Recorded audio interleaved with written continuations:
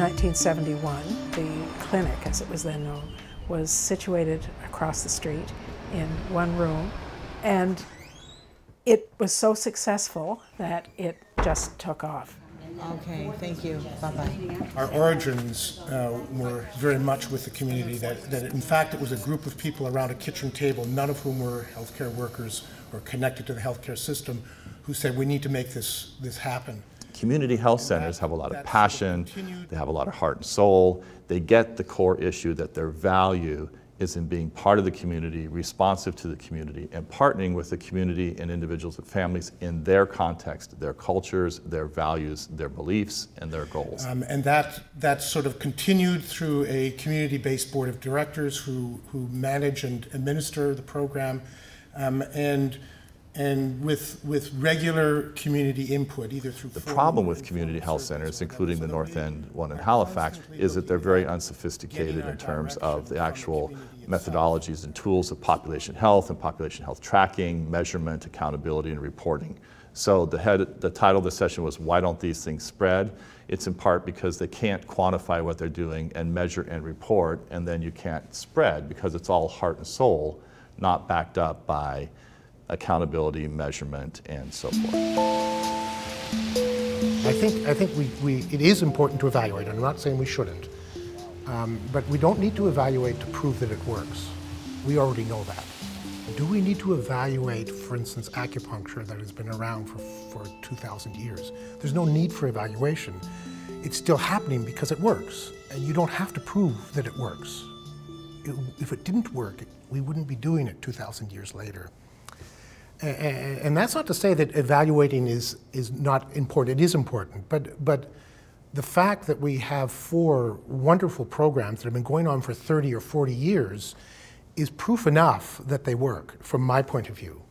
We don't need to evaluate them to decide if they work or not. Clearly, they work.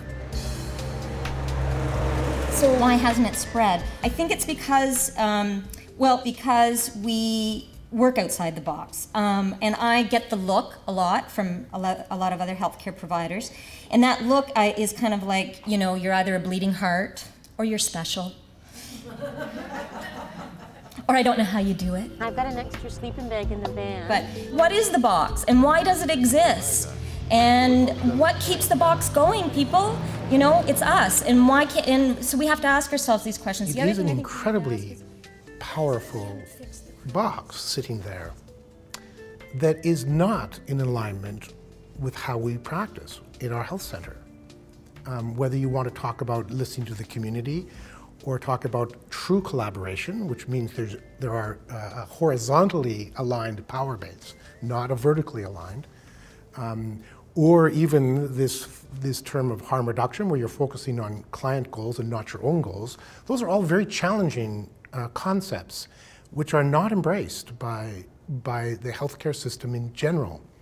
And so it's exceedingly difficult to have an organization such as ours spread in the context of a very powerful community that actively works in a very different way. If the deputy minister of a province came to see each one of you and said, listen, I'm in I just got named to be deputy minister of this province. I think what you're doing is terrific. I'd like you to make some recommendations to me as to how to implement your model in my province. So I'd like to know, if you had to give him 2 or 3 recommendations, what would they be, so that the kind of model you're describing would thrive rather than we would have this discussion of not thriving? I would tell them to give them money and then leave them alone. Policymakers won't be very happy with a solution that would be, just give us the money and we'll organize it as best as we can. There needs to be some form of agreements, commitments, and accountability in a democratic system.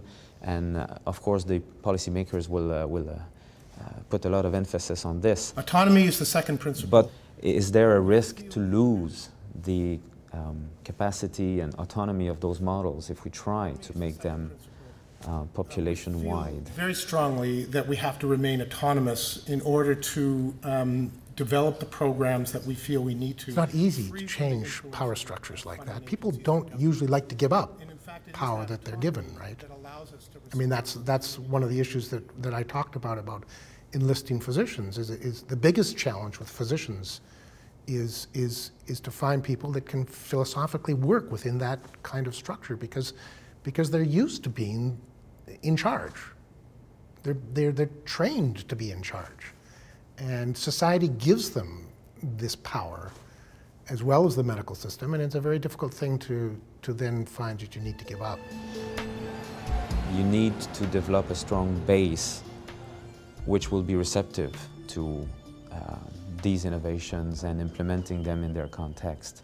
And if we talk about primary health care, a very important component, both in terms of number of professionals involved as well as investments in budgets, is primary care, primary medical care and nursing care.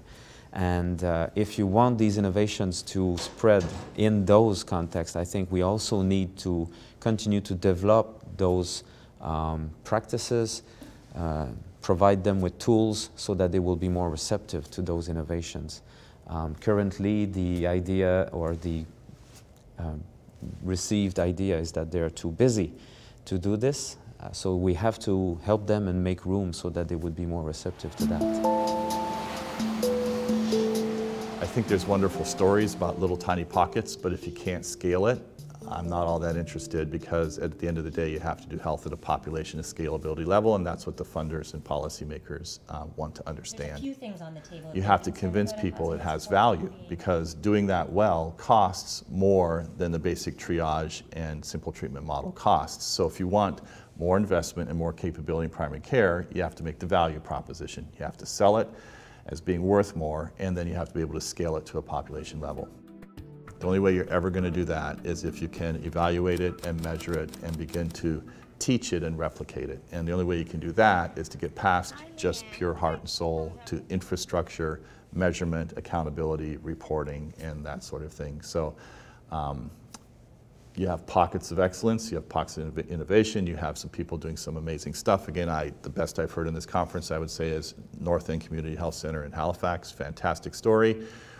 But you have no measurement, evaluation, and scalability. It's all just heart and soul. I would say it's closed. I didn't think it closed. One of the, I guess, kind of lessons learned is when the Mobile Outreach Street Health Program was set up, there was a large emphasis placed on that particular thing, being able to evaluate it. Things to the world, and good things will come back. The challenge is to give enough support to these heart and soul places that they can evaluate, they can measure, they can report, and then they can start to get their story packaged into things that can be replicated other places. You can't do spread just on heart and soul. I don't know, I'd be interested to know if any of the health centers that presented today actually have the resources, human and monetary, to do that, because we certainly aren't able to in the way that probably needs to be done or could be useful to be done. You can't just have timid, nibbling at the edges, tweaking the car a little bit conversations. Just tinkering with the current system isn't going to fix it. In fact, the current system is designed to rapidly explode and escalate medical costs from here. As countries, we spend tons of money in coming up with new machines, new pills, and new ways of fixing and improving the broken physical body. And we spend tons of government money in this innovation and creativity of how to do more and spend more. And we spend almost no money on research and development on how to manage it and spread it and use it effectively once it's created.